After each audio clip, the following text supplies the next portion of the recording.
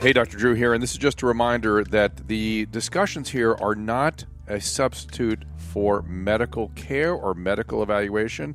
This is purely for entertainment and education. We hope you learn something, but see your doctor, get proper medical care. We need to ask everyone who subscribes to the show, please listen to the podcast when it drops and give us a little discussion about it. It really helps.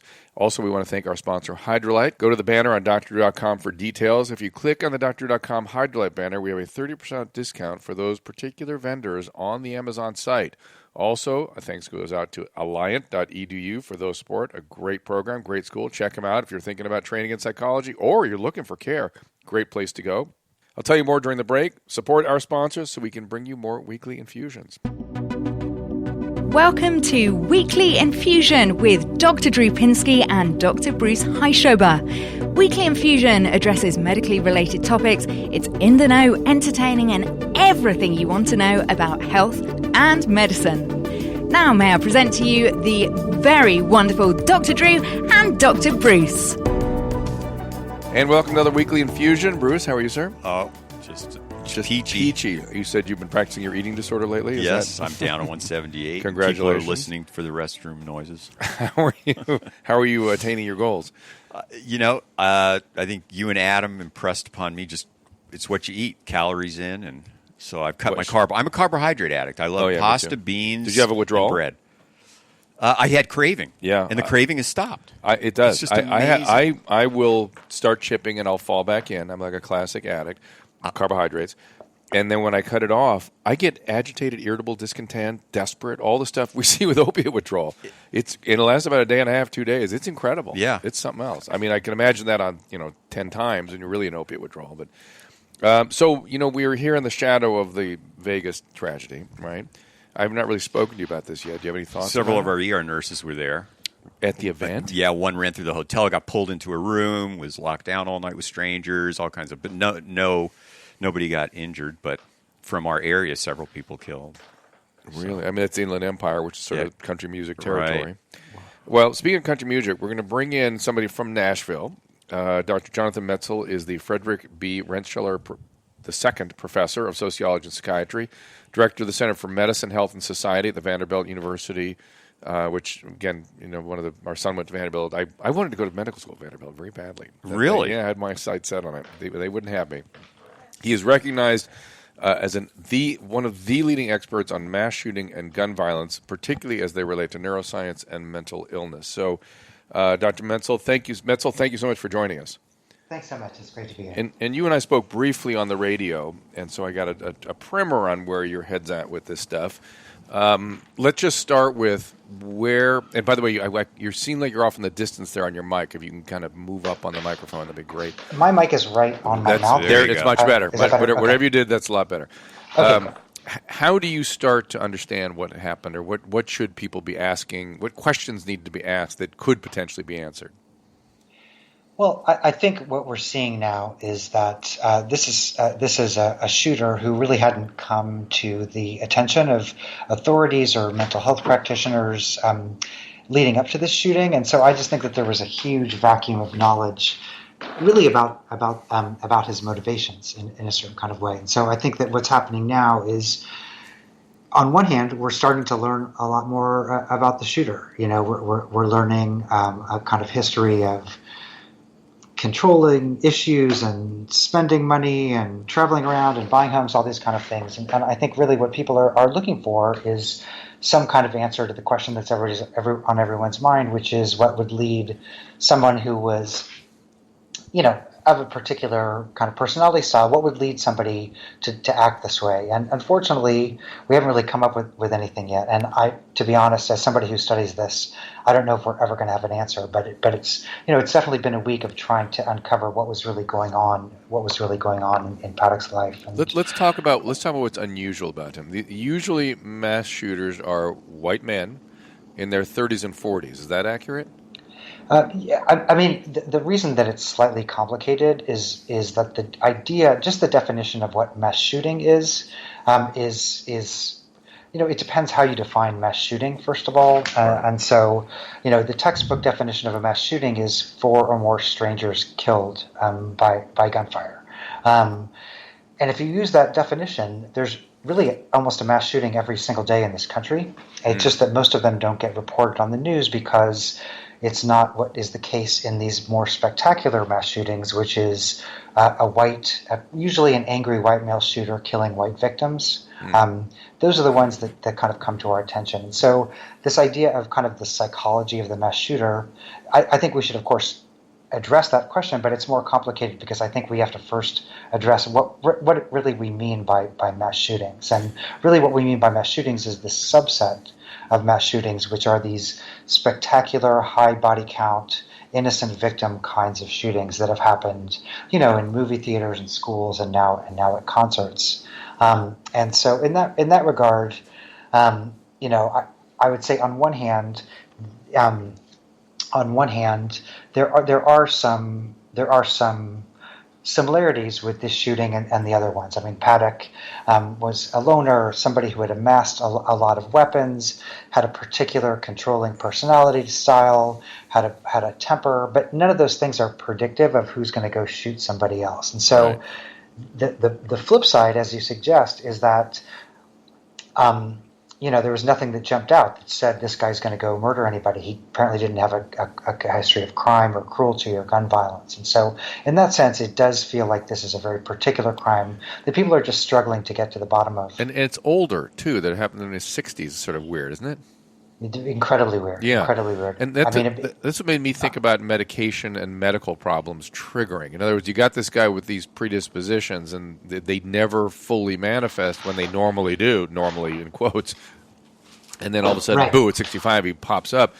But what mitigates that theory is this cold-blooded collection of guns and then stalking other potential venues for a year. I mean, that's wild.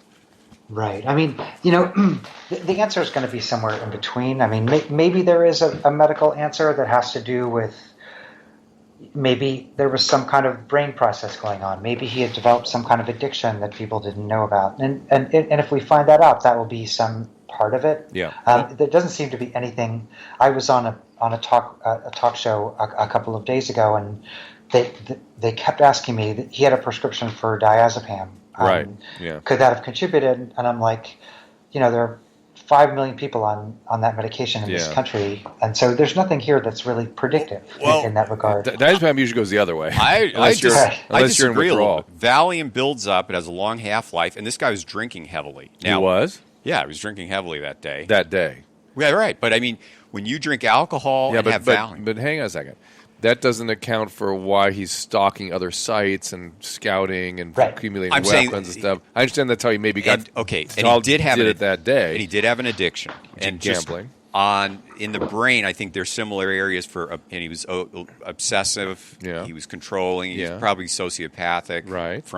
Maybe psychopathic. Right. Psychopathic, but compensated. Right. But it sounds like he was on a trajectory, and I think what disinhibited him to the point where he would carry this out. If you had said to me he went out that day and got a bunch of guns and ran into his room and did that, I'd go, perfect.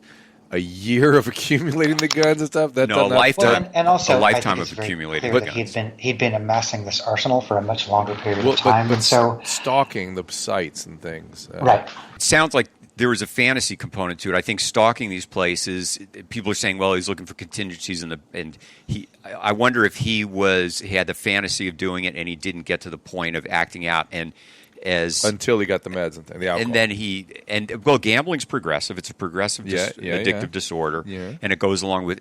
And when you stop, there's withdrawal, there's anxiety that goes along with that, and then disinhibition from drinking. Had he stopped gambling? No. But he was drinking. But I'm just saying, stopping and starting the 7-8 hours on, then stopping drinking and having the access to the weapons. He may have set that whole thing up at other places and never followed through on it. But I'm saying there's a progression of. You'd have to think if he's drinking heavily there, that's not the first day he was drinking heavily. But how many gambling benzo alcoholics do we know that even that have guns? I think that's the hard part here is that there's nothing we've heard about Paddock that millions of people other people don't have. I guess an And so, interesting question would be: would a psychopath, somebody with that neurobiology in that condition, somehow evolve into something else? But again, that's so specific. I don't see how we could ever make that conclusion. Well, I think I know. I used to collect guns. I joined the NRA 30 years ago. Call the cops. This is the next killer right here. No, but I knowing a lot of people like this, saying there are millions of people that had his psychiatric profile that collected guns. Well, what's his psychiatric profile? We don't really know really. Just gambling addict, controlling, maybe sociopathic, whatever. We don't really. I think he clearly had some mental health disorders. What I'm saying. I'm sorry, Dr. Metzl, please finish. Oh no, I was going to say one thing I think we can say about him is that that there's some secret side of him that nobody knew that he was incredibly good at covering up. Right. And so in that sense, we're going off of media reports, but I think that there was some side of him that nobody knew that he was unbelievably good at hiding.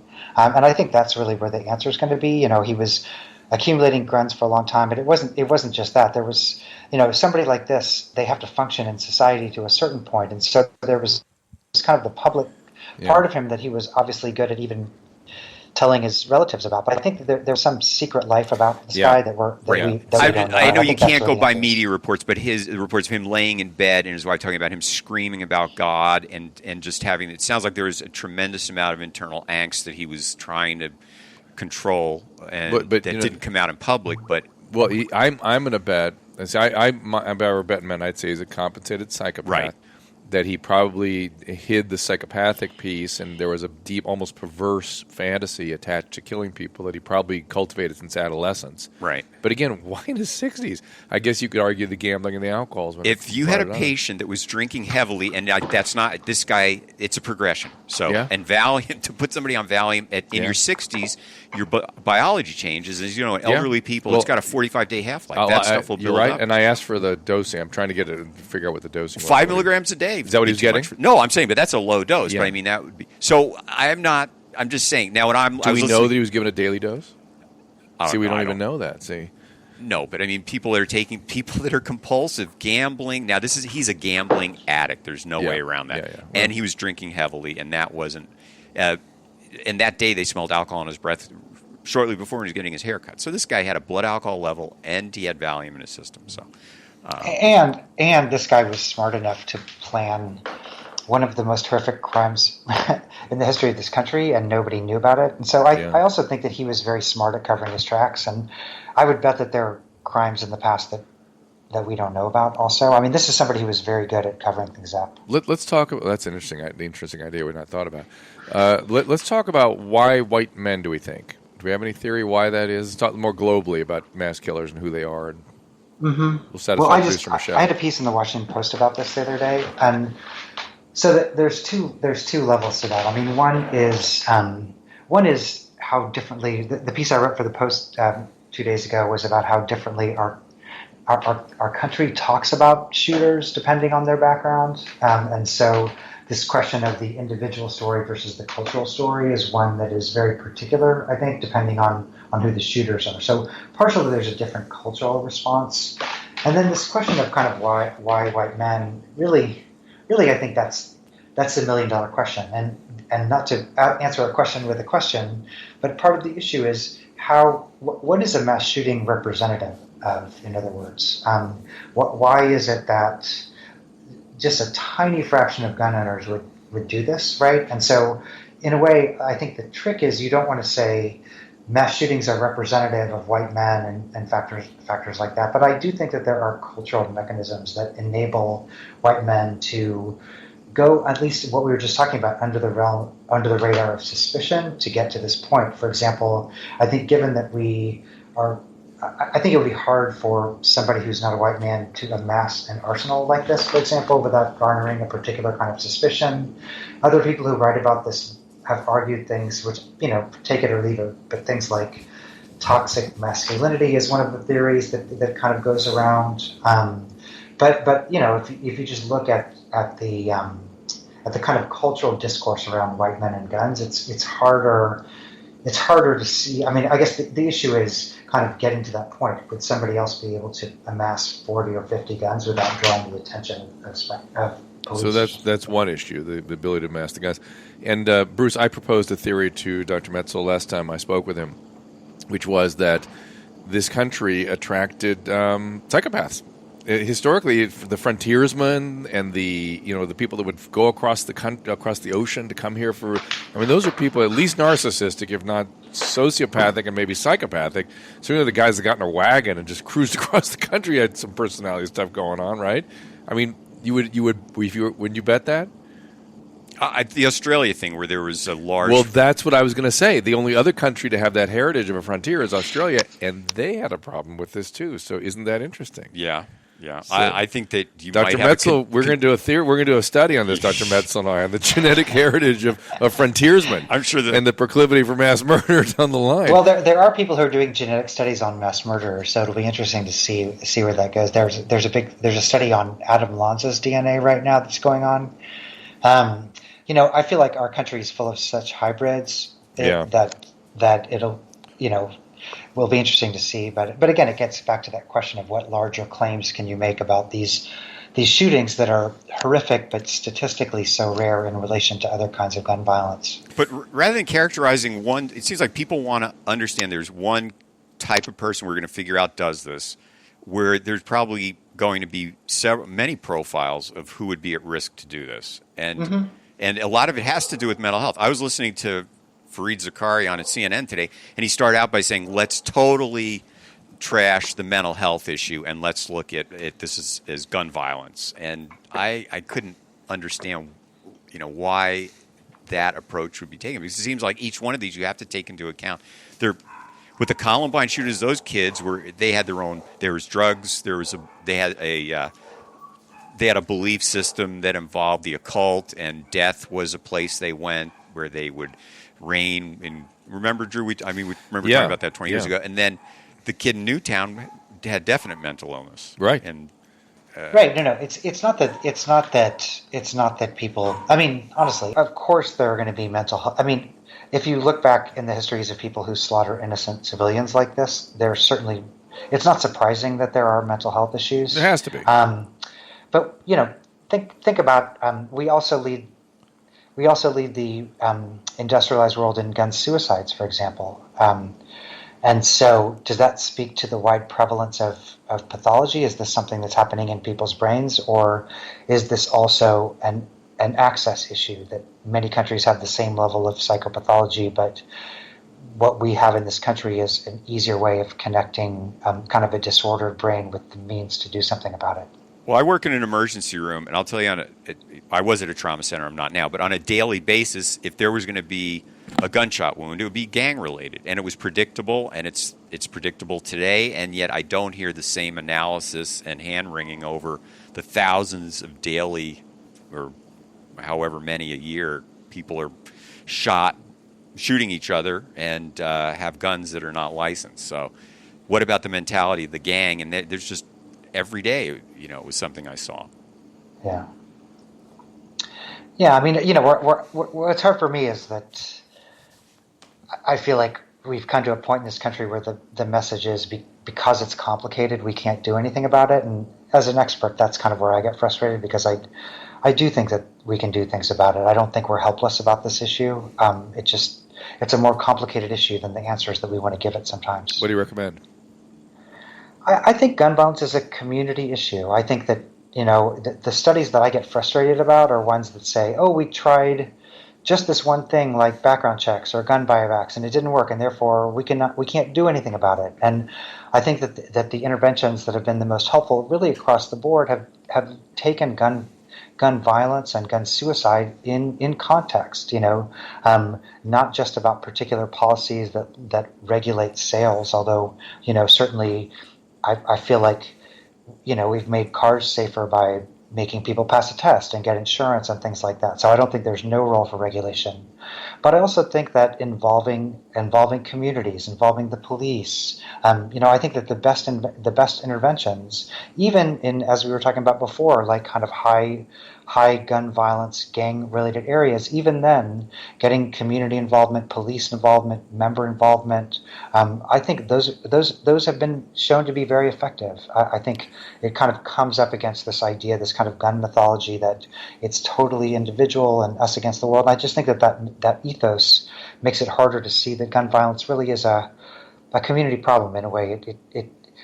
I'd love to say that a good guy with a gun could stop a bad guy with a gun, but really it takes a village to stop gun violence, and I think that it's really about community collaboration and not the level of polarization that we have in society right now. I want to break that down a little bit, if you don't mind, because I imagine if you had a healthy community, you'd see a reduction in every adverse outcome you could probably measure, right? I mean, and so I'm a little confused on, are we talking about training people on using? What are we talking about exactly? Well, I mean, there have been, even in high gun violence areas, there have been collaborations between police, community leaders, and also kind of point of sale restrictions in areas where they didn't think that gun violence would be reduced. And so in that sense, and there was a great article actually in the New York Times about this, I think 2 days ago, about some areas in California that really had a community-wide project to stop gun violence.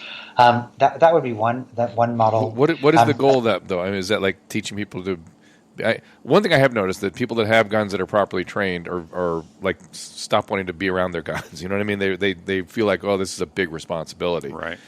Is it that we're looking for? Well, I'll give you another example of a community intervention, which is, there's a collaboration between some gun sellers and gun manufacturing companies to train gun sellers to identify people who might be at high risk for suicide, and also have them hand out suicide prevention information at the point of sale. And there are flyers in many gun sellers. And so in a way, I think what we need right now are these kind of counterintuitive collaborations. I just don't think that this, you're pro or anti-gun, pro or anti-Second Amendment. I just feel like that polarization is just making it hard for us to see that we have to reach out across communities to address this. And so, yeah, I think even gun sellers, at least in these particular instances, are starting to see this as a kind of community-wide problem. I mean, you could really argue that that's the sort of prescription for a lot of stuff that's going on right now, which is even the practice of democracy itself. Like, focus on your local government. Let's do how this thing was supposed to work, which is neighborhoods and communities and families and building from there. But we've sort of lost all that. Right. The political polarization with the Trump presidency, and I'm not anti-Trump, but this is reflected, I think, in the gun debate, because now you're having Nancy Pelosi, rather than them getting together, which is what we're talking about, she's saying, yeah, this is a slippery slope, and get rid of the Second Amendment. I've never heard that. Get rid of the Second Amendment? Yes. I've never heard that so blatantly stated. The left is saying that, and the right is doubling down. So that's what I find frightening. Yeah, but polarization is kind of, I mean, there's no one side that's any more polarizing right now. Right. But it's hard. I'm writing a book about gun suicide in America right now. Should be out in about 6 months. And I've gone around the South and Midwest talking to people who lost a family member to gun suicide. And I found people really boxed in by these extreme positions. I've met with a lot of people who are strongly NRA, family history of gun ownership, and they would say things like, we've grown up with guns, we've grown up with hunting, guns are in our tradition, and at the same time, I don't understand why we don't mandate for gun safes or trigger locks or things like that. And so, in a way, this idea that you're either one thing or another thing, I feel like people are suffering because these positions are so polarized, and it doesn't. I just feel like left to their own devices, there's a middle ground that reasonably people could find. And I don't know, I've never seen this more than sitting in on these meetings of very strongly pro-gun people who grew up with guns who say, I really respect guns, guns are my life, and at the same time, I can't even speak out and say that I think we should have gun locks or, policies when kids are in the house. And so I feel like people are trapped by these extreme positions, and nobody wants to give an inch. Let's switch topics to kind of head towards wrapping up here, which is when we all tossed around the term mental illness rather casually earlier, and usually my understanding is these guys don't have sort of an axis one mental illness like depression or bipolar or schizophrenia, that kind of thing, though they can. like the guy in Colorado, whatnot. When we say mental illness, what are we usually talking about? And then what transforms somebody from having those, what we're talking about primarily as personality issues, into somebody? Is there something that triggers them and puts them into this behavior? Mm-hmm. Well, a couple things. First, I used to always get asked the question when I studied this, is this schizophrenia? I've been asked that question hundreds of times. And so, as we saw in Las Vegas, planning and executing a mass shooting takes a lot of planning. It takes a lot of higher level organization. And so people with severe schizophrenia, very neurovegetative depression, really severe mental illness are not going to be the people who are going to be carrying out these mass shootings. Although the Joker did, the kid that thought he was the Joker and was psychotic. Right. But even then, that was somebody who was a neuroscience student who, I think again, it's secondary to kind of what he did in a way. Yeah. But I would say that I completely agree with you. These are basically characterologically disordered people who snap because of some kind of slight. They get rejected. They don't feel like they're getting the respect they deserve. There's a huge financial debt, something like that. And so in that sense, I think that it's mounting pressure on somebody who just doesn't really see the gray areas of life and is not great at negotiating difficult situations. I think it's much more. But that would describe somebody as well who commits suicide. Also people who kill family members, things like that. Is there anything different about these guys? And is suicide usually part of the picture? Well, I mean, if you think about it, and other people have argued this, mass shootings are a form of suicide, right? Most mass shooters, not all, but many mass shooters end up killing themselves. And certainly most all of them know that they're not going to come out of it alive.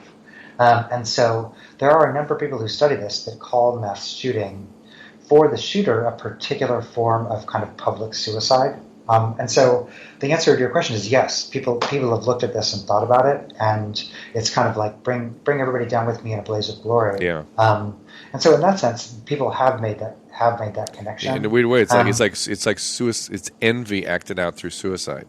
In a weird way. Yeah, or it's like death by cop, but it's really on a much grander scale. Yeah. But the issue is that with a lot of gun suicide, it's a lot of gun suicide is it's not somebody who's been going to the psychiatrist for their entire life, and for the most part, it's an impulsive suicide where somebody's drunk, they find out that their wife's having an affair, they have guns in the home, and within 50 minutes or less, they commit suicide. So many times, gun suicide is what Harvard reports kind of call a final solution to a passing crisis. Whereas on the flip side, for mass shootings, as we see, they require a lot of, just like in this shooting, a lot of advanced planning. And so in that sense, I would bet that we're talking about a different pool. I have no evidence for that. I have a friend that did that with a motorcycle. Did what? Bad news, wife and affair, got drunk, jumped on the motorcycle, ran into a wall. Oof. And that was the end. Terrible. Anyway. Okay, well, Dr. Metzl, we really appreciate you spending time with us. I know you've got to get to your basketball game. Watch those ankles. Is there anything else you'd like to sort of review with us before we let you go? Well, I just think that these mass shootings, I mean, whether or not we want to talk politics after mass shootings, they are moments that open up kind of the possibility of talking about common humanity and the fragility of kind of our existence in a way. And so I do think we should be having hard conversations in the aftermath of about mass shooting, and whether you call that politics or something else. I mean, it seems like these are opportunities for us to kind of wake up and see if we can forge some common consensus. With your experience and knowledge, how would you translate the advice, if you say something, see something? Because that's what I'm hearing. Say something, and I'm even wondering exactly. But, there are... If something makes you feel bad, call the cops. Something makes you feel weird, call the cops. Right. I do it in New York City all the time. Yeah. But with this situation, so what are the risk factors for people to look at in their loved ones or in their workplace or community that would... somebody has a radical personality change and they're amassing a huge volume of automatic rifles or semi-automatic rifles, it seems like that would be a pretty significant warning sign. Or ranting about anything, really. If they seem like ranting and irrational, you'd sort of, like really irrational, rigid, but I mean, you angry. can see how complicated this is because, there are studies of what we think of as the profile of a mass shooter, white, middle age, slightly paranoid in temperament, blaming other people for his problems, angry, projective. And studies of psychiatric expertise show that psychiatrists can't really pick out of that just because that describes so many people who would come to psychiatrists in the first place. Yep.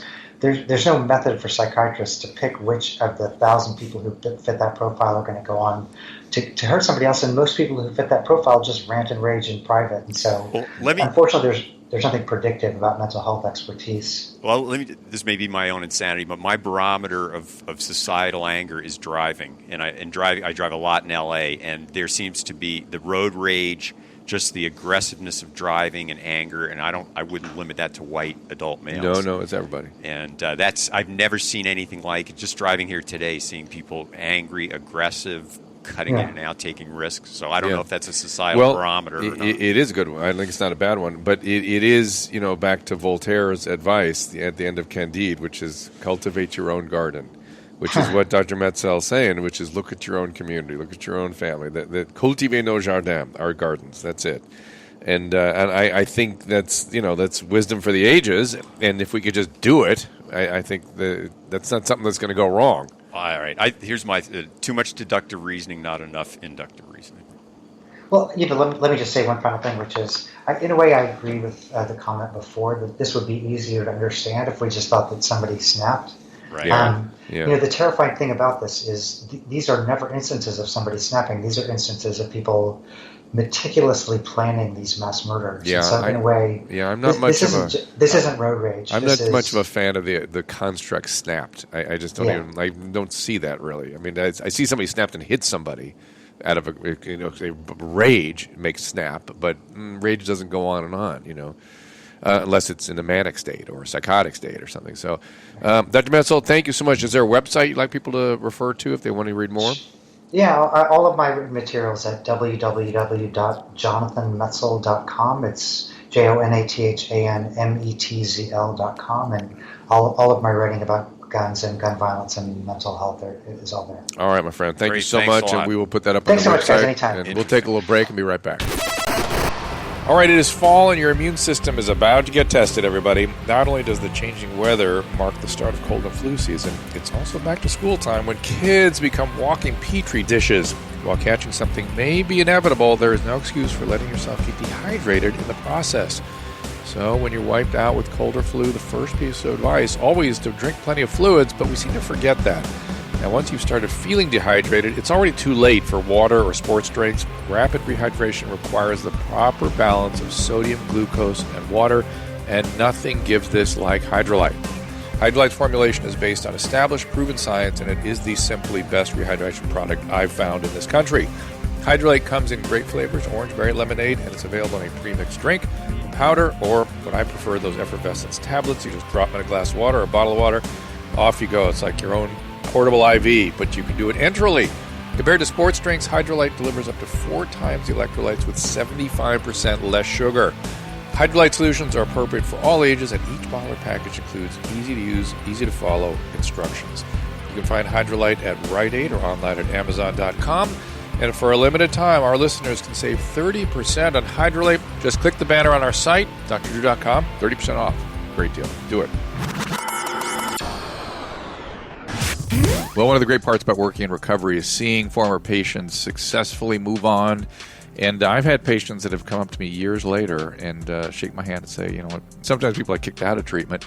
And many of these folks move on to become mental health professionals themselves.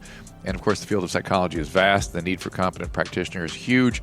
If you're considering this rewarding career, I urge you to consider the California School of Professional Psychology at Alliant University. Now, I've known them for a long time at Alliant University. I've spoken at their past events. It was founded in 1969. It's boasts an alumni network of nearly 50,000 people worldwide. And Alliant has fostered many of today's mental health pioneers, authors, and advocates.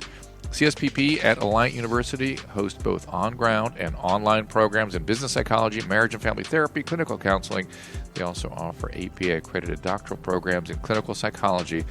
that can allow for specialization in child psychology, clinical forensic psychology, and integrated psychology. And the faculty is crazy. It's made up of leaders and historical figures like Abraham Maslow, Carl Rogers, Viktor Frankl, some of the true fathers of modern psychology. For more information, and I worked alongside of these students as well, by the way, in the clinical setting, as well as having lectured at the institution.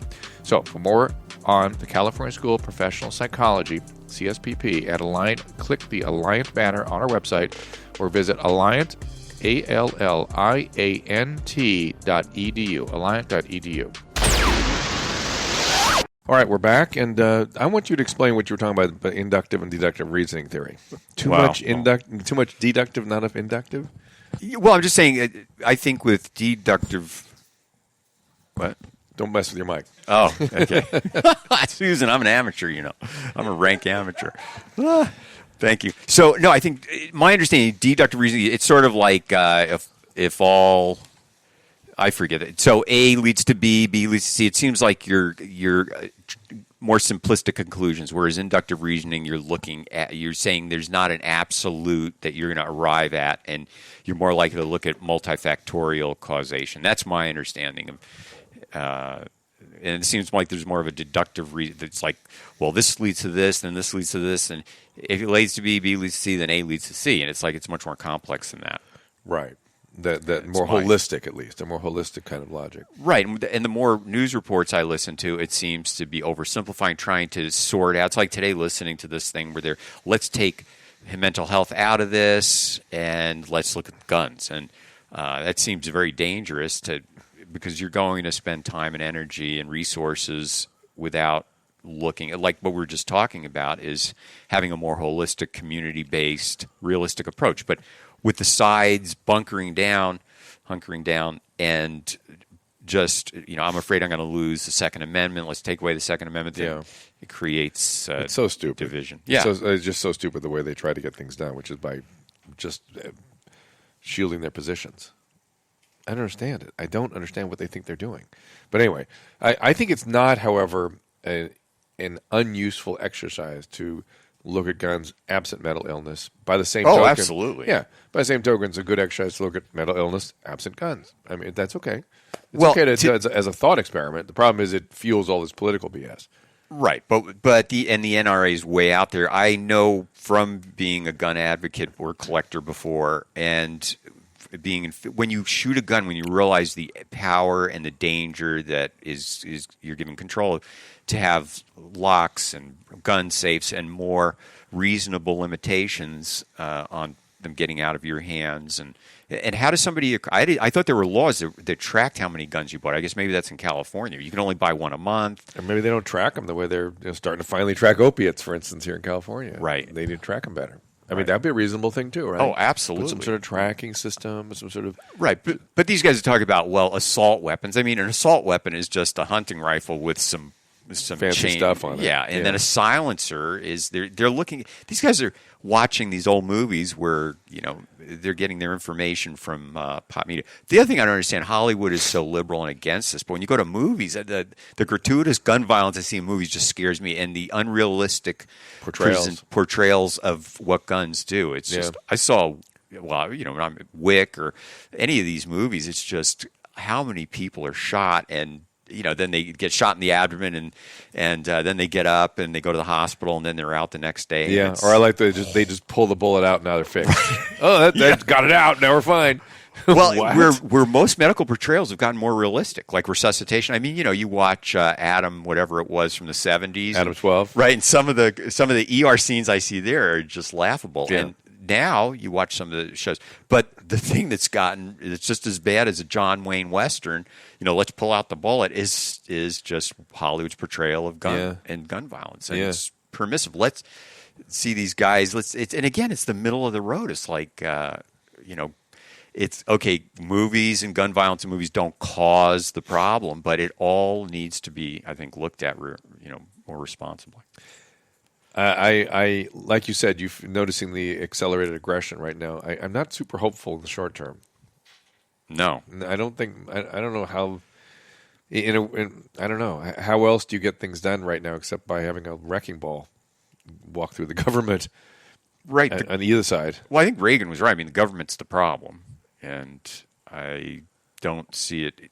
I don't. I think you're right. I don't think mass murders and car aggression is related. But I'm just saying, in general, there's certain types of gun violence, gang violence, and violence in communities that I think is if somebody has a gun in their glove compartment and they haven't been trained on how to use it, and it's just like, to me, it's like martial arts. Yeah. People that are trained at martial arts are much less likely, I think, to engage in fights or aggression. Right. Let's go back to this guy. What is your theory about who this guy was? I think Just the way we constructed it with Dr. Metzl, or you think something different? Well, several things. First of all, I looked at reading about the Texas shooter who had a glioblastoma, and we're going to talk at another podcast to a neurosurgeon, but he had an aggressive tumor next to his amygdala, Which is this arousal center. Right, and he was going to psychiatrists saying for months were saying, I'm losing control, I'm feeling uncontrolled anger, aggression. Yep. And so the question is, did this guy, he's 64, and he was a heavy drinker, and so your sense is this guy had something biological? I'd say there's one aspect. Did he have, and also we see vascular dementia. So did he have vascular lesions near the amygdala? I mean, I'm not making an excuse. No, I agree. When I first heard this, the fact that he was the age he was, I went medical. Right. Some medical problem or some medication. That's the first thing you said, and I would agree. And then what we hear, Valium, and then also there seemed to be some unhinging going on when is being described as laying in bed screaming to God. What was that? I didn't hear about that. Is the girlfriend reporting? The girlfriend was reporting he'd be laying in bed, he'd be screaming about God, but just screaming to yourself, and in his sleep, or well, she didn't. I don't know. And she didn't think this was odd. Well, I think again she sort of fits the victim mentality, where she became more desensitized to abuse and more sort of idealizing his Stockholm syndrome. Right. And so when she said he was a loving, gentle man, that was all BS. Right, because they described him as being demeaning, and she was subservient, and so, whether it was degenerative neurologic stuff, right? So some sort of brain disorder. But I see the perfect storm of a number of things, and again, listen, you put psychopathy, or psychopathy, maybe some brain disorder, some Valium, some gambling, some debt, some alcohol. That's a pretty good combination of problems. Well, it seems like accelerated problematic behavior, people that collect, and when they're accruing large numbers of anything. I mean, sometimes that's a pathologic state. Yeah. And he was doing that, and gambling was accelerating. Was it accelerating? I hadn't heard that yet. Well, I mean, he'd retired into a gambler. He went to becoming he said he was a professional gambler. Do we know whether he was? I mean, there are such things. Well, 8 hours a day, it sounded like that day. I mean, just right in the middle of doing this, he's gambling 8 hours, high stakes gambling. So, and using these machines, and I think just sitting looking at those machines for 8 hours, $100,000 an hour is what Michelle is losing or winning. Playing $100,000 an hour, right? So, and then somebody's giving him Valium. So why do you give somebody Valium? Because of anxiety. And irritability, agitation, but Valium, who the hell gave him that? That's bizarre. And a 65-year-old man, this makes me insane that our peers do this stuff. Right, and then they described 7 or 8 drinks that day. People want to blame the pharmaceutical companies. There's a great example of nothing to do with pharmaceutical companies. That medicine has been generically available for 30 years. Some doctor thought it was a good idea to give that guy some Valium. Right. Well, not a good anyone idea. Out there on Soma, let me tell you my Soma. I mean, some hospital systems like Kaiser, they've taken it out of the formula. But Soma, there was something called Milltown in the 60s. Meprobamate. Which is a dangerous tranquilizer. Yep. And Soma's converted to meprobamate by the liver. And I remember in 1990, I was told I had someone was addicted to Soma, and the insurance company said, "Well, that's not an addictive drug." I went through that problem 10 times. And 10 times I went through that. Right. I don't have the filter you did, so I got very angry. And ultimately, they acquiesced. They looked in. That's when I learned in 1990 that this is basically meprobamate. Not basically. It is meprobamate, and it's sold as a muscle relaxant. And one of the I gave a patient like 3 pills the other day for sleep because she swore it was going to help her sleep. I mean, Yeah, well, that's the problem. The problem is the preponderance of what Soma, Xanax, and an opiate. What is that called? That was terrible. That was unbelievable. It's surprising more people didn't die in that combo. Right. Now I must say this: I've been doing a lot of ER shifts. there is such a huge decrease in the number of people coming to the ER expecting to get opiates. Oh, and good. Even a year ago, they wanted Phenergan and codeine cough syrup, and they would demand it. They would demand Norco, and they would demand Soma. And this is all good news. I'm not seeing that, right? And good news. And in the ER, we cannot prescribe more than 12 Norcos, and people are not expecting it the way they did. I'm giving some Ribaxin for muscle perfectly spasm. fine. Yeah. So I think this is where reasonable, governmental efforts to limit public health problems. By the way, did the government have anything to do with that, really? Well, I don't know. It's in Kaiser. California. No, it's Kaiser. Well, Kaiser's so Kaiser proactive. did that, and CVS did that. Right. CVS is only allowed a week of prescribing at a time. Right. And people are freaking out about it. I think the cures we're now required to look at cures. Yeah, but I've got patients on some low-level chronic opiates, and they're not even showing up on cures. So I wonder who shows up. Yeah. That I don't. Anyway, it's an imperfect system, right? And it's a good idea. It's all for it. And again, that's not the government controlling it. That's the government monitoring it, right? And letting us see what we're doing, which is great. But the controlling really is now going to the distributors. Not the drug companies, the distributors, which is where it should be. And there's been nothing there. Nothing in distribution, no control in the past. In the past. It's been the opposite.